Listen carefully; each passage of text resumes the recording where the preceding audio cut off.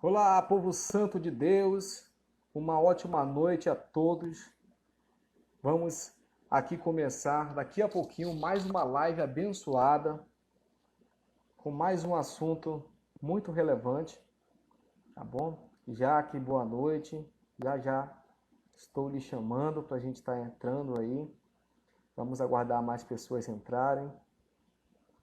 E eu creio que vai ser uma noite super abençoada.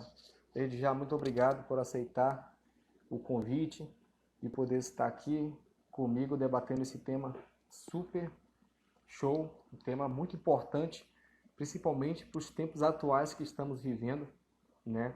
Então, por isso que eu falo que é um tema super relevante, tá bom? Então, desde já, para ficar gravado aqui, seja bem-vindo, você que vai nos acompanhar ao vivo, você que vai nos assistir depois pelo IGTV também, muito obrigado. Se você não segue esse Instagram, siga aí, curta, compartilhe depois essa live, tá bom? Também sigam aí a Palavra Livre também, da Jaque, também esse Instagram dela ministerial também aí. E também, né, nos siga aí se inscreve na verdade, no nosso YouTube, D'Angelo Soares, se inscreve lá também no nosso canal, aciona as notificações, o sininho de notificações e fique por dentro de tudo que nós estamos aí realizando esse tempo aí de lives e mensagens também, e outras coisas, novidades que vão surgir. Então, muito show poder ter a Jaque aqui hoje. Então, eu já vou estar chamando ela. A gente vai estar esperando as pessoas entrarem juntas. Amém, Jaque? Vamos lá. Depois de poder curtir, compartilhar, seguir, escrever. Oi, oi! Boa noite, Jaque. Boa noite, tudo bem? Tudo. Antigamente conhecida como Jaqueline Cabral. É, Agora já modificou para Jaqueline Teixeira, é isso? não deixei de ser Cabral, ficou Jaqueline Dias Cabral Teixeira, mas é meu nome de casada agora. Jaque, tá me ouvindo bem, Jaque? Tô ouvindo, você tá me ouvindo direitinho? Tô ouvindo perfeito. E bom, agora vamos só esperar as pessoas começarem a entrar aí para Beleza. poder. Quem não puder assistir ao vivo vai poder assistir gravado depois, né? Sim, exatamente. Vai estar no IGTV, tá bom? Depois eu posso mandar para ti também, para poder tu também estar divulgando. Com E também no meu certeza. Instagram, depois a gente vai fazer as edições direitinho, postar também lá no canal.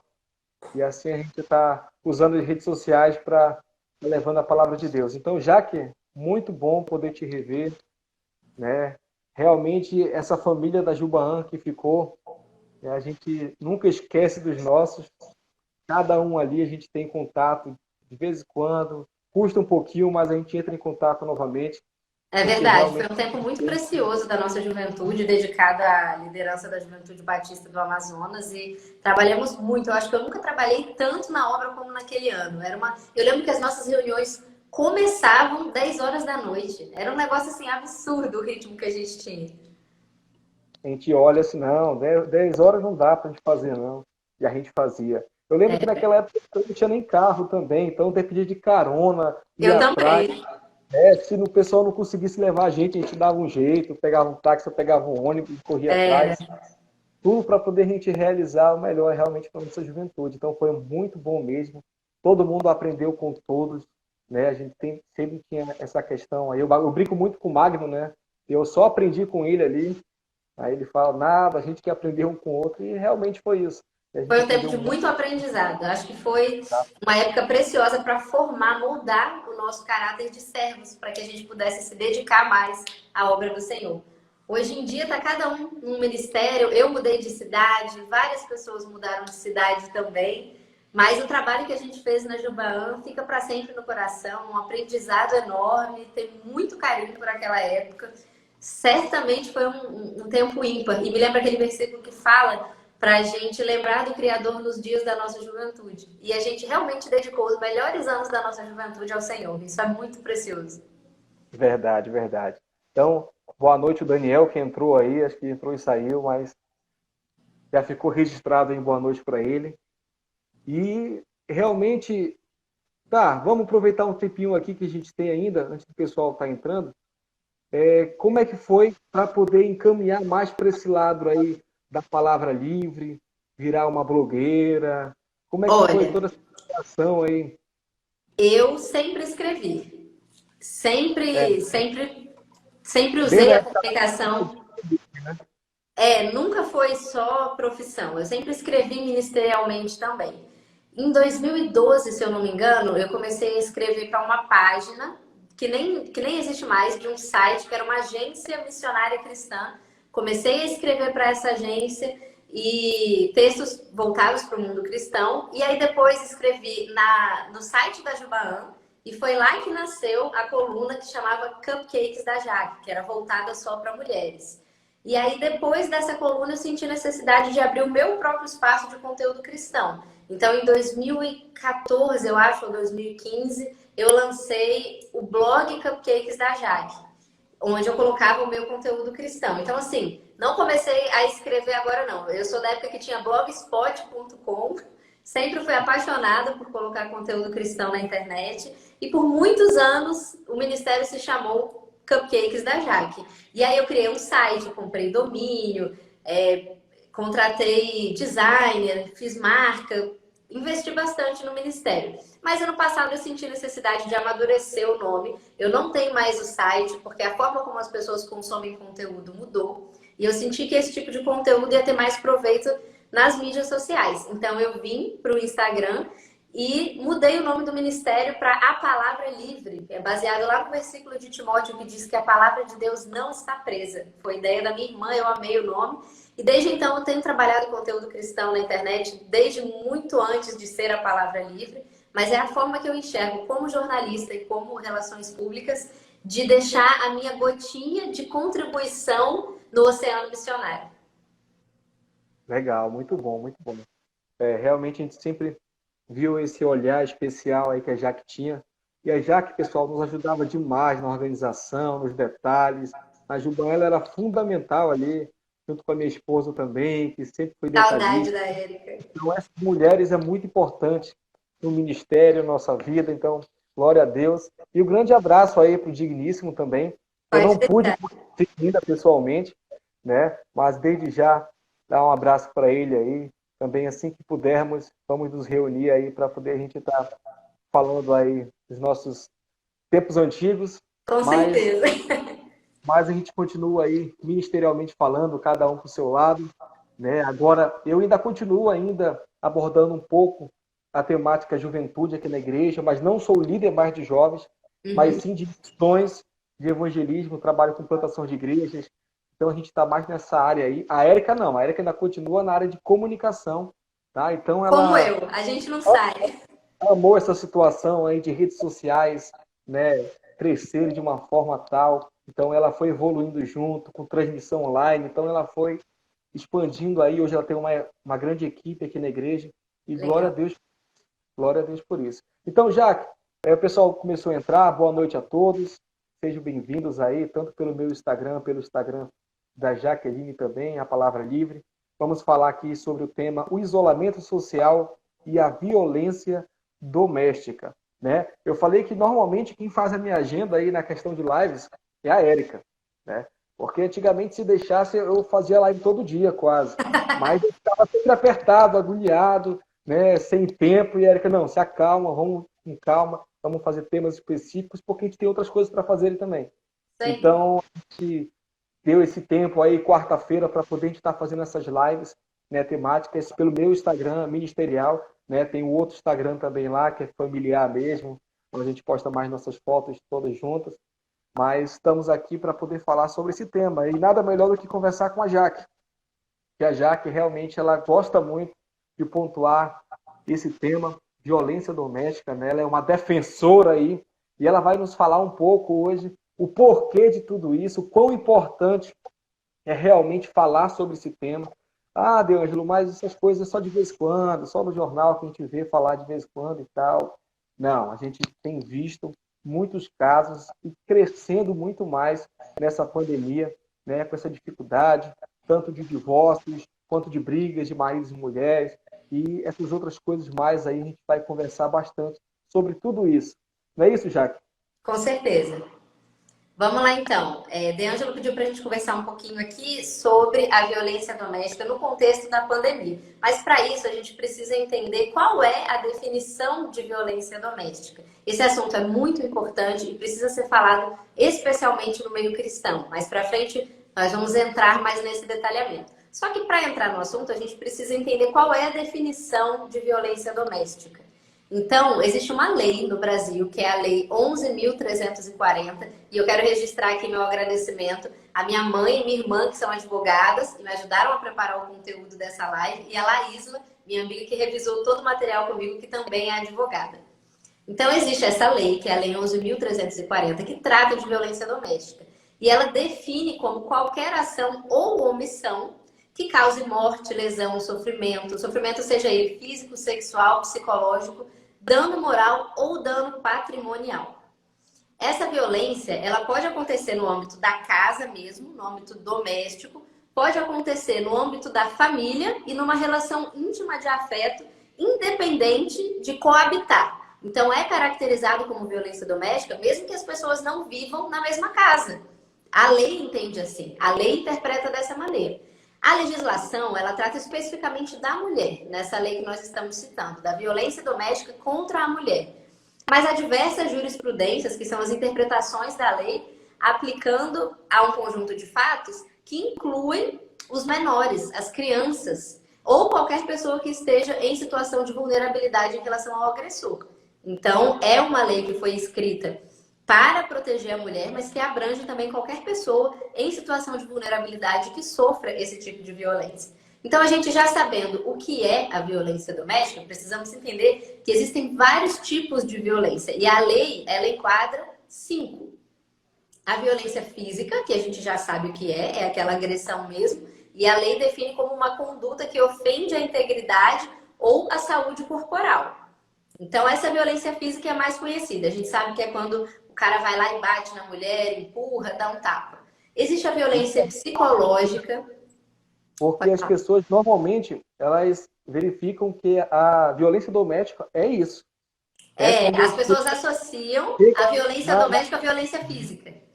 Exatamente, mas não é, tem mais coisas, né? Então, continua, por favor. A lei caracteriza 5 tipos de violência dentro do quadro de violência doméstica.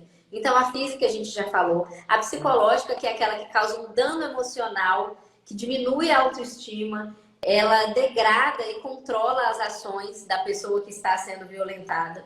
Nesse caso, o agressor ele vai utilizar ameaça, manipulação, vai restringir o seu direito de ir e vir, ele vai te vigiar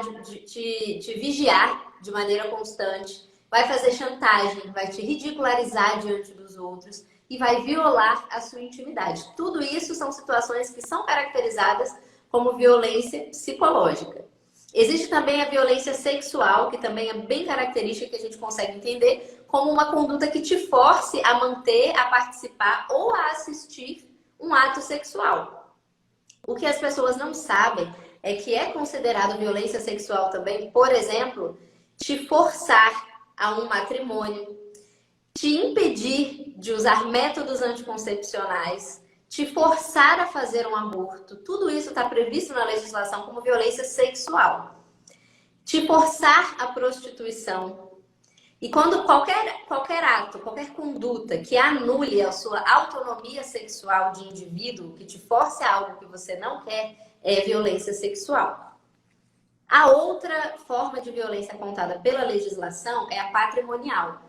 Nesse caso, o agressor ele vai reter ou tomar para ele ou destruir seus objetos, seus bens, seus documentos. Isso é violência patrimonial, seus documentos são um patrimônio importante.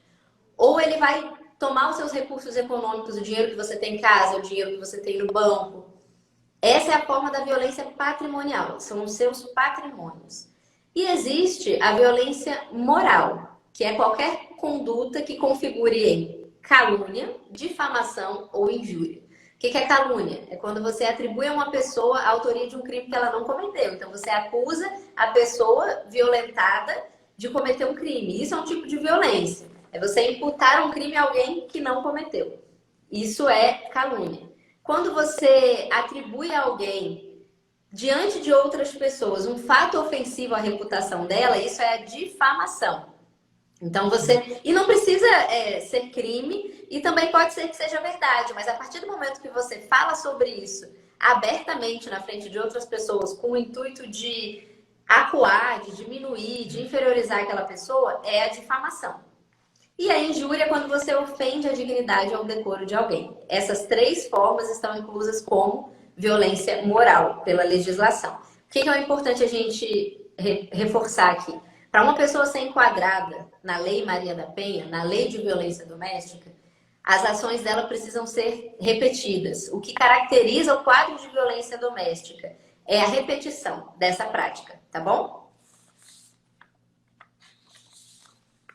Show, show. É muito bom a gente realmente entender essas pontuações aí, né? Porque quando a gente pega na questão até psicológica, muitas vezes a gente vê pessoas fazendo e a gente acha até normal. E não protege a vítima. Porque não tem conhecimento que isso é crime. Normal, exatamente. Falou, psicológica, a pessoa não pode fazer isso, pode fazer aquilo, vai fazer isso, ou naturalmente a pessoa está ali com raiva, bateu assim, para de fazer isso, pronto, agora. E trata a pessoa sempre na intimidação, no grito, e a gente acaba não protegendo a vítima por não reconhecer isso como violência. E isso já é uma violência psicológica, né? Exato. Então, sabendo qual é a definição de violência e quais são os tipos de violência que a nossa legislação aponta, o que a gente precisa compreender? O que mudou em relação à violência doméstica com o quadro de pandemia que a gente vive hoje? O isolamento social trouxe algumas consequências sérias a respeito de violência doméstica. Algumas pesquisas foram feitas e eu peguei alguns dados para trazer para vocês a respeito disso. Em abril de 2020, ano passado, a gente tinha um mês de isolamento social. Aquele primeiro mês, nem ao supermercado eu ia. Um mês muito complicado que a gente não sabia do que se tratava ainda, como era transmitido e tal. Nesse primeiro mês, só no primeiro mês de pandemia, as denúncias cresceram quase 40% em relação ao mesmo período do ano anterior. E esses dados foram tirados do Ministério da Mulher, Família e dos Direitos Humanos. Só que, mesmo com um volume de denúncias maior, o que se percebeu pelos especialistas no assunto é que o aumento da violência doméstica ele foge completamente das estatísticas dos órgãos de segurança pública. Porque, com o isolamento social, as vítimas ficaram em casa com seus agressores. Boa parte delas ficou presa em casa com seus agressores. Refém, impedida de fazer um boletim de ocorrência, impedida de fazer uma ligação, de pedir socorro, de ligar para o 180, que é o número que todo mundo tem que ter na cabeça. 180 é o número que você liga em caso de violência doméstica, seja para você ou para pedir ajuda para alguém. Esse é o número para tratar esse tipo de assunto.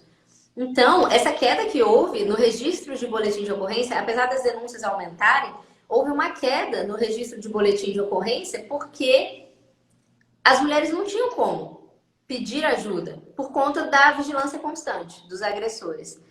E isso não significa, o fato dos boletins terem reduzido, não significa que diminuiu a violência. Pelo contrário, elas só não conseguem pedir ajuda, o que é muito triste, muito sério. E a gente deve ficar atento a isso. No início da pandemia, uma coisa que aumentou também foram as prisões em flagrante dos agressores. Elas aumentaram 51% no estado de São Paulo, só no estado de São Paulo. Então, todos esses dados, eles nos apontam que quando as vítimas estão isoladas, sob o poder dos agressores, com um controle maior da parte deles, elas sofrem maior violência, porque os feminicídios aumentaram.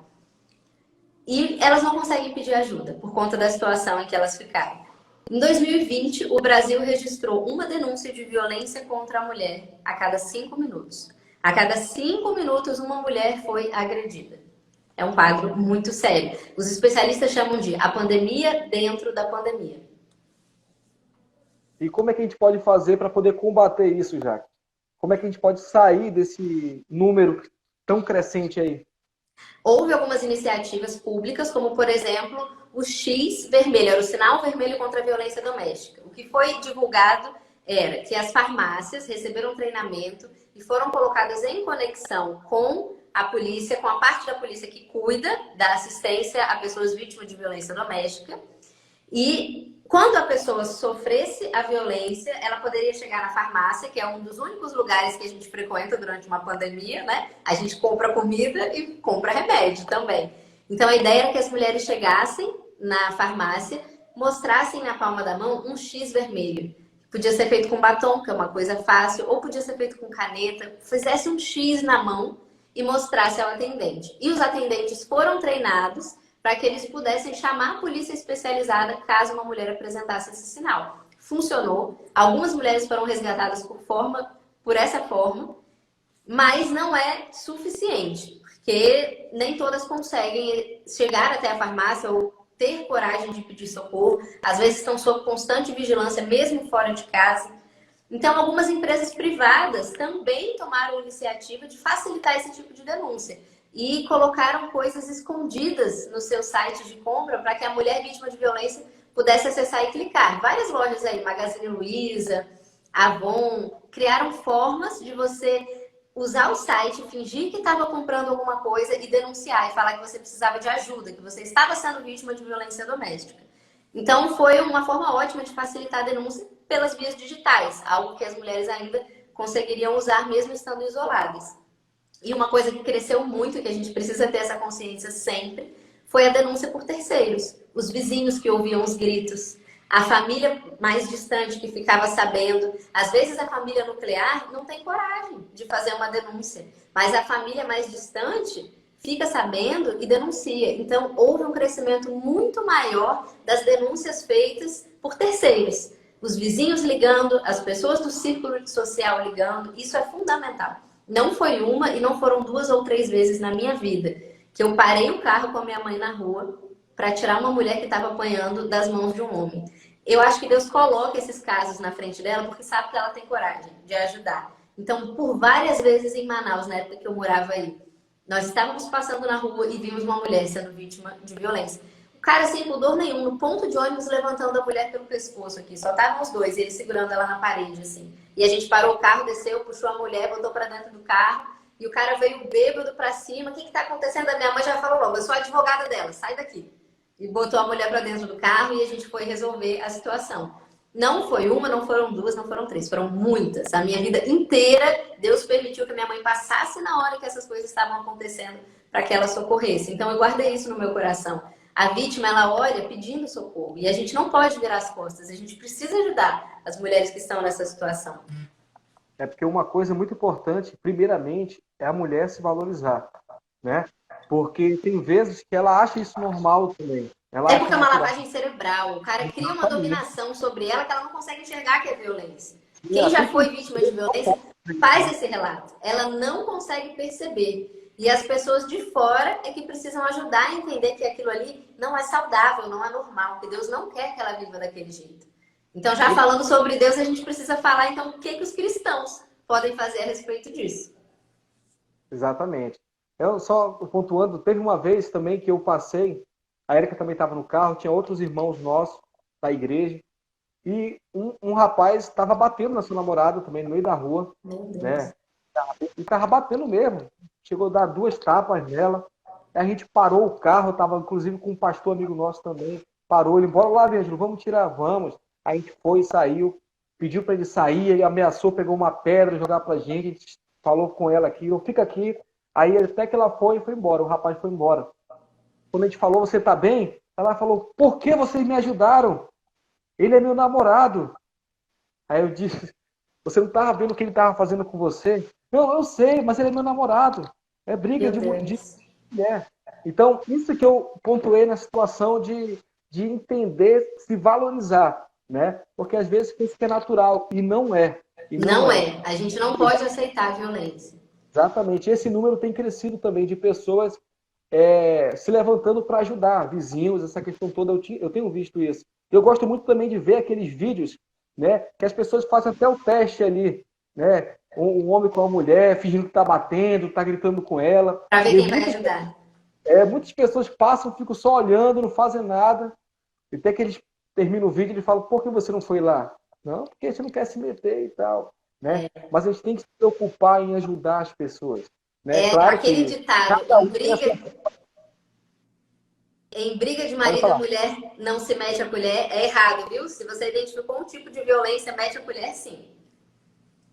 Agora sim, nós cristãos, como é que a gente pode realmente viver nesse meio? Será que tem casos nesse meio de cristãos? Será que tem crescido? Como é que está essa índice aí?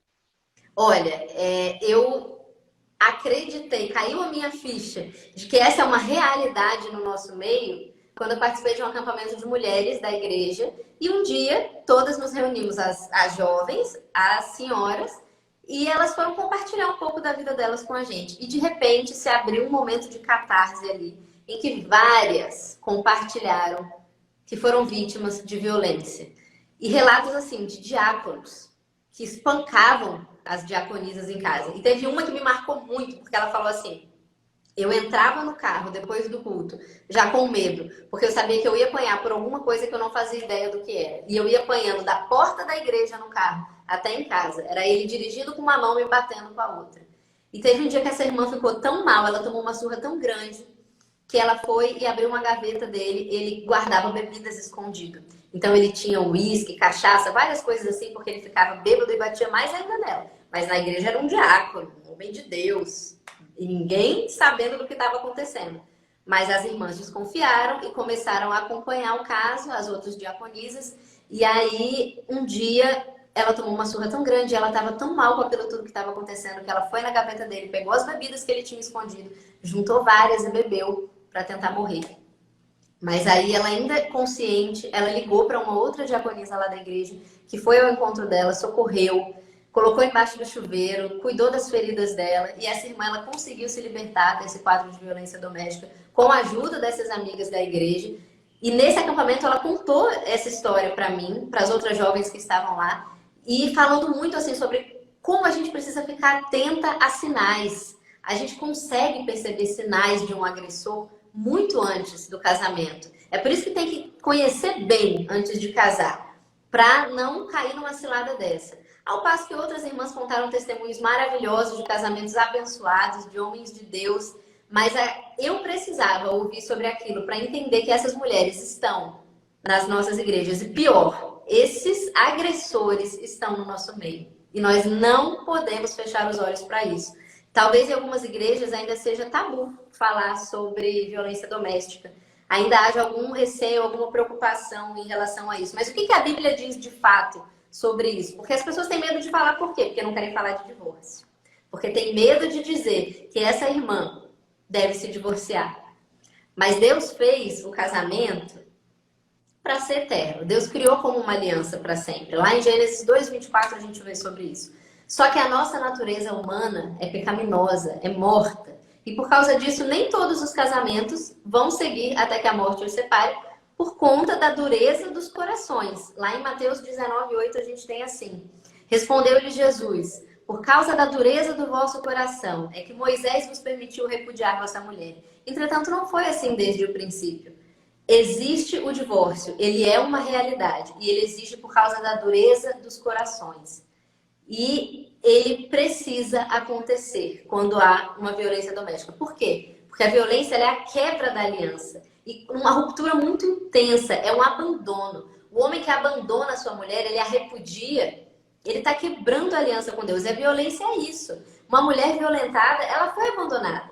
Então ela precisa do divórcio, porque ela já está abandonada dentro daquela própria fachada de casamento onde está vivendo. E é uma questão de sobrevivência e de segurança pessoal.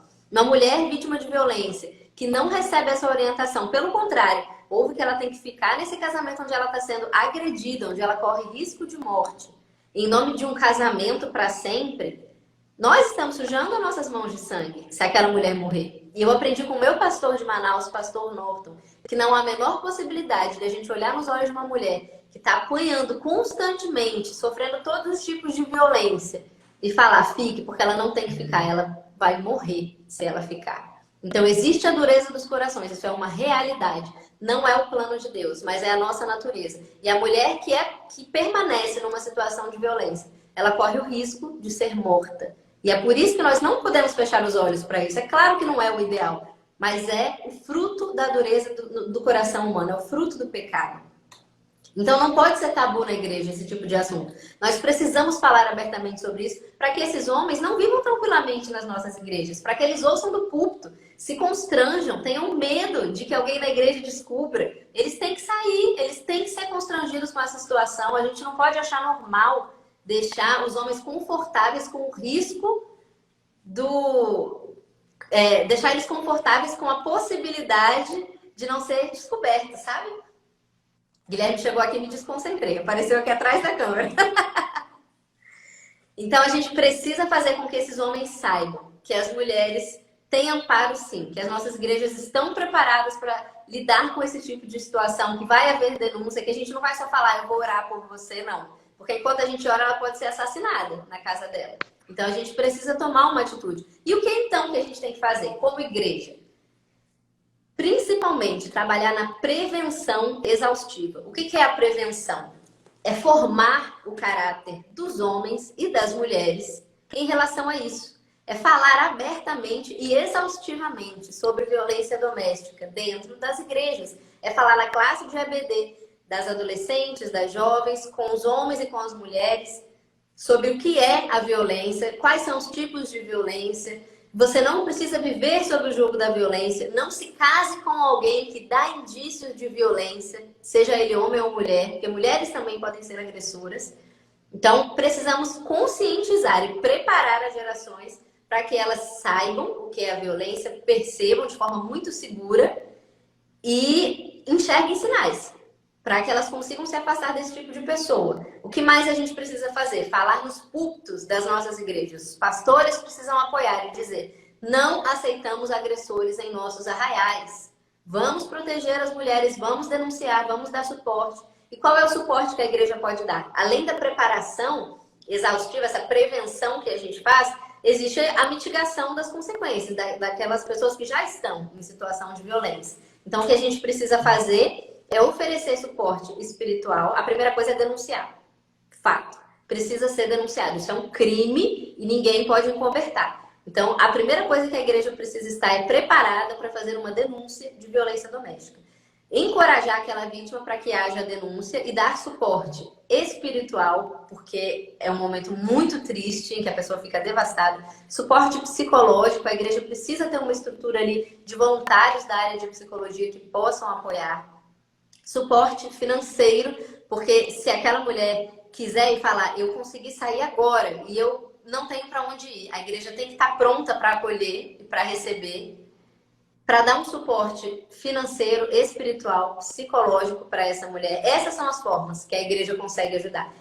E isso precisa deixar de ser tabu. Enquanto a gente não falar sobre isso na EBD, nos púlpitos das igrejas, os caras vão continuar sentados ouvindo as pregações, entrando no carro e batendo na mulher no caminho de casa. Precisa ser falado e a gente precisa identificar esses perfis. Às vezes a vítima não consegue chegar para pedir socorro, mas você identificando traços de uma atitude de agressão, de violência, você consegue se aproximar dela para saber o que está acontecendo e ajudar a tirar essa pessoa da situação de violência. É nossa responsabilidade esse apoio. Então, o que a gente precisa fazer? Sempre a denúncia. Sempre apoiar e incentivar a denúncia. E preparar as nossas igrejas para trabalhar na prevenção, preparar as nossas igrejas para trabalhar na pós-venção, na mitigação das consequências. Então, a gente vai oferecer suporte para que essa mulher consiga sair do quadro de violência. Não tem para onde correr. A igreja precisa abrir seus olhos para isso. Nós temos que nos posicionar, né? É fundamental, você que está ouvindo essa live, né? Se você já sofreu, se você sofre, ou você mesmo, homem, que muitas vezes acha que seu ato é normal e não é. Se você está dentro da igreja, nós não estamos expulsando vocês da igreja, mas que vocês tomam consciência e entendimento de que você precisa procurar os responsáveis da igreja, o seu pastor, o seu discipulador, o seu líder, para poder buscar essa ajuda. Porque a gente sabe que a igreja é lugar de pessoas imperfeitas, né? Mas se você vai e finge ser alguém que você não é, você só está se maltratando ainda mais. E outra coisa, ainda pior. Não é só pecado, é crime. A partir do momento que é crime, ele precisa prestar contas a Deus, sim, mas ele tem que prestar contas socialmente do que está acontecendo ali. Então a igreja vai dar esse suporte, mas a mulher não precisa ficar sob esse jugo enquanto ele passa por um tratamento espiritual. Casamento não é hospital, igreja é bem diferente. Ela não tem que ficar sob esse jugo. Ela precisa de apoio. Ele também vai receber apoio se ele quiser ser transformado, mas ele vai responder pelos seus atos, porque é crime, não é só pecado. É pecado e é crime. E fica no meio das consequências, né? Tem consequências. Tudo que a gente faz nessa vida tem consequências. Um a gente vai ter que resolver com Deus e um também com as leis, né? Então isso é natural. Então a gente realmente tem que estar sempre atento a todos esses atos. Ah, mas eu era muito violento, eu era muito brabo. Tá? Eu mesmo, quando eu era, antes de casar com a Érica, a minha mãe até brincou com a Érica, falou, olha, cuidado, que ele é grosso, igual uma folha de rola prego. Ele fica com raiva. Mas eu tive que ter um entendimento de quando comecei um relacionamento, primeiramente com Cristo, depois com a Érica, eu tive que entender que eu tinha que me moldar dia após dia. Eu sempre tive isso, e glória a Deus pela vida do meu pai, da minha mãe, de nunca encostar o dedo numa mulher, né? E glória a Deus, nunca precisa encostar. Amém. Né? E isso é questão de caráter. Nunca vai precisar. É caráter. Exatamente. Né? Mas você que passou por isso, você vai ter que pagar primeiramente, né? Como ficou claro aqui, você vai pagar. Você tem que pensar, repensar e mudar seus atos, porque senão você vai viver só nessa vida e vai morrer assim. Eu desejo que todos os agressores tenham a chance de ter um encontro transformador com Jesus. Mas isso não anula que eles terão que pagar as consequências dos seus atos. E terão que prestar contas, não só a Deus, mas à justiça dos homens, porque é um crime. Então, desejo do fundo do meu coração que todos tenham essa chance de ser transformados pelo Espírito Santo. E conheço quem foi, mas isso não anula o fato de pagar por seus crimes. A Marcelinha comentou aqui, ó, que a violência psicológica está muito presente. Falamos dela lá no começo, Marcela. Existem os 5 tipos de violência doméstica que a gente estava citando aqui, pela lei. É a violência física, sexual, psicológica, patrimonial e moral, tá bom? Então, a psicológica tem bem definidinho na lei. Para quem não estava aqui no começo, a legislação que trata disso é a Lei 11.340. Tem todas as definições lá. E se você não lembrar de nada dessa live, lembre que o número é 180. Se você aí está sendo vítima de violência, está preso em casa com seu agressor, ou se você conhece quem está nessa situação, peça socorro.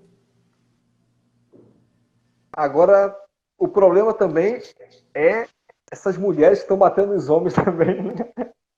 A violência é um percentual bem menor, né? De mulheres oferecendo até pela própria força física. Então, geralmente, o tipo de violência às vezes é patrimonial, é uma violência mais fácil de ser executada. Agora, violência sexual e física contra o homem é brincadeira, né? Pelo amor de Deus, a mulher é infinitamente mais incapaz, assim, frágil fisicamente, é biológico que o homem tem mais dominância física sobre a mulher para isso, né? Até pelo próprio ato sexual em si. Para uma mulher conseguir cometer um ato sexual não desejado com um homem, é outro mundo. Então, assim, é um percentual mínimo e às vezes usam isso para talvez igualar, né? Para poder dizer igualar alguma coisa assim, mas exatamente. nem se compara. Existem outros tipos de violência que as mulheres cometem, sim. Mas, em geral, quem está numa situação de vulnerabilidade numa relação, pronta para, assim, numa relação que tem potencial agressivo, é uma mulher. Numa agressão física, numa agressão psicológica, sexual, principalmente sexual e física, são as duas mais características ali. Mas é sério, e a gente não pode usar. É claro, existem casos de notificação falsa, existem aquelas mulheres que notificam e voltam pro cara. É triste, é desmoralizante, mas isso não anula as vítimas reais. E elas estão precisando de ajuda. E principalmente, vamos focar aqui no nosso mundo cristão. Vamos enxergar na nossa igreja se está acontecendo alguma coisa relacionada a isso. Não pode ser um tabu, não pode ser algo difícil de ser tratado. E a gente não pode ter medo de falar disso porque vai chegar em divórcio. Meu Deus, Deus odeia o divórcio, mas Deus ama muito mais a gente. Muito mais. Então, é uma consequência triste. O divórcio é uma tristeza porque ele desfaz a célula base da sociedade, que é a família. O primeiro plano de Deus foi a família. Que ministério precioso. É triste mesmo que aconteça, mas precisa. No caso de violência, nós estamos tratando de questão de vida ou morte. Legal, legal. Realmente, como nós falamos no começo, né, é um assunto muito pertinente, é um assunto real, está acontecendo nos dias de hoje, né? Jornais têm falado sobre isso e a gente não pode se calar. Realmente, nós temos que falar do que precisa ser falado, seja nas igrejas, seja aqui nas redes sociais, e declarar realmente o que precisa ser feito, porque já basta, né? Estamos aí pleno século, quase o século 22 já, né? Daqui a alguns anos e a gente não sai disso. E quanto tempo fica essa situação, nessa situação, é criado leis novas, e as pessoas ficam muitas vezes aí, tô nem aí, essas leis vêm só para inventar coisas que não existem, mas existe. Né? A Existe. Laísla comentou aqui agora. A Laísla foi a advogada que eu falei que revisou esse material para mim. Divórcio Legal. é uma ação necessária à preservação da vida. É isso. Num caso de violência, nós estamos escolhendo preservar a vida. Para que viver um casamento onde você apanha todos os dias, é xingado todos os dias? Isso não é mais um casamento. Houve a ruptura da aliança. Isso não é um casamento. Os votos feitos não existem mais. Alguém te abandonou dentro dessa relação. Porque violência é um tipo de abandono. É um abandono espiritual, emocional, afetivo. Não deixa de ser uma traição, né? Também. Uma traição com Deus, né? Com Deus, com ela. Você feriu seus votos. Colocado exatamente no dia do casamento. Legal, Jaque. Show, muito bom falar sobre esse tema, né? E você veio preparada aí, né? Com as ajudas aí da família Cabral completo, mãe, irmã, grande abraço, né? Saudades, pastor Cabral também, grande abraço também, né? Sei como ele está aqui, ele tá aqui na Redenção ainda, né? Na Igreja Batista Redenção, né? Então, que bom, família abençoada. Então, desde já que quero te agradecer pela oportunidade de poder conversar contigo aqui e realmente falar de uma coisa que você está muito por dentro, você se preparou e você defende, você é uma defensora dessa causa, né? Herdou da sua mãe também, continuou. E glória a Deus. Você continue realmente passando esse testemunho para as pessoas, para que elas entendam que temos que fazer aquilo que agrada a Deus. Por isso que Filipenses 2,5 diz: seja a atitude de vocês a mesma de Cristo Jesus. Então Jesus não faz isso. Jesus nunca bateu em ninguém. Jesus não ensinou isso na palavra. E isso pode acontecer, isso é normal. Não, não é normal, não é natural e não é divino. Nada. E não vai ser aceito nas nossas igrejas. Exatamente. Tá? Então, Efésios 2,10 diz que Deus criou para nos preparar o quê? Para uma boa obra, para fazermos boas obras, para poder realizar coisas dos céus, não é as coisas mundanas do inferno, né? E o diabo vem, quer bagunçar, quer cirandar na vida de todos aqui, e muitos vão aí e seguem esse rumo. Não, chega disso, basta aqui, hashtag basta já, acabou, e a gente vai realmente ver as nossas famílias aí crescendo saudáveis e abençoando muitas outras. Então, se você sabe de algum caso, se você já tentou ajudar e aquela pessoa não quer ser ajudada, como a Jaque falou, busque aí, né, ajuda policial para poder realmente estar intervindo aí, você pode estar salvando uma vida. Jaque, então, você pode dar seus pontos finais aí, para poder a gente estar encerrando aí essa live. Pessoal, para encerrar, eu queria que vocês pensassem se na igreja de vocês existe a abordagem desse assunto. Se ainda não existe, seja você a pessoa que vai levar para a liderança, que vai ter a iniciativa de dizer: precisamos falar sobre violência doméstica. Pensa aí, você já ouviu alguma vez na sua igreja esse assunto ser tratado de púlpito, em classe, em pequeno grupo, em estudo? Você ouviu esse assunto? Isso precisa ser falado. Se você não ouviu, tenha a iniciativa de levar para a liderança da igreja para que esse assunto seja tratado, tanto de maneira preventiva, quanto de maneira a mitigar o que já possa estar acontecendo, a socorrer quem já esteja em situação de vulnerabilidade. Então, que a sua igreja fale, ensine exaustivamente, para que não haja espaço para agressores, para que eles se sintam intimidados mesmo, para que se sintam desencorajados em suas ações e para que as vítimas se sintam encorajadas em pedir ajuda e denunciar. Então, a gente consegue evitar muitos casos de violência doméstica formando uma cabeça consciente, tendo esse trabalho preventivo, e a gente também consegue ajudar muita gente, se não for tabu, falar sobre isso na igreja e prestar socorro às vítimas. Se você nunca presenciou um trabalho a respeito de violência doméstica na sua igreja, tenha a iniciativa. Leve para a liderança, procure trazer palestrantes convidados. Temos advogados ótimos nas nossas igrejas, psicólogos, leve profissionais capazes, tenha a iniciativa. Seja você a pessoa que vai virar essa chave na igreja, tá bom? Amém. Glória a Deus. Jaque, muito obrigada. Deus continue te abençoando muito, te Amém. usando nos teus ministérios, nas redes sociais aí, com o maridão, essa família abençoada aí. Amém. Então, estamos juntos, precisando, sempre pode contar comigo, com a Érica, né? E toda a nossa família que a gente criou aí ao decorrer do tempo, né? Então, estamos sempre juntos aí, tá bom? Muito obrigado por aceitar e fique à vontade já, se quiser já se retirar, Deus possa te abençoar muito aí. Muito obrigado mesmo. Amém, D'Angelo. Obrigada pelo convite, viu? Um abraço para você, para a Érica. Fiquem com Deus. Tá bom. Pessoal, então, nós conversamos aqui com a Jaqueline Cabral, ou Teixeira, né? Como ela se tornou agora, mas disse que não deixou de ser Cabral, né? E foi isso. Se você curtiu, se você gostou, se você achou que esse assunto foi totalmente relevante, né? Você possa estar compartilhando para mais pessoas. Vai estar no meu IGTV aí, D'Angelo Underline Barreto. Se você não me segue ainda, segue aí no Instagram, curte, compartilha, tá bom? Também logo mais vai estar também no YouTube, canal do YouTube D'Angelo Soares, tá? Se você quiser ver mais outras lives como essas também, então siga no canal lá, se inscreva no canal, acione lá o sino de notificações e fique por dentro de tudo que a gente tem feito e vai continuar fazendo para crescer ainda cada vez mais o reino dos céus. Amém? Deus abençoe todos vocês, uma ótima noite e até a próxima quarta. Vou deixar aqui a novidade para vocês.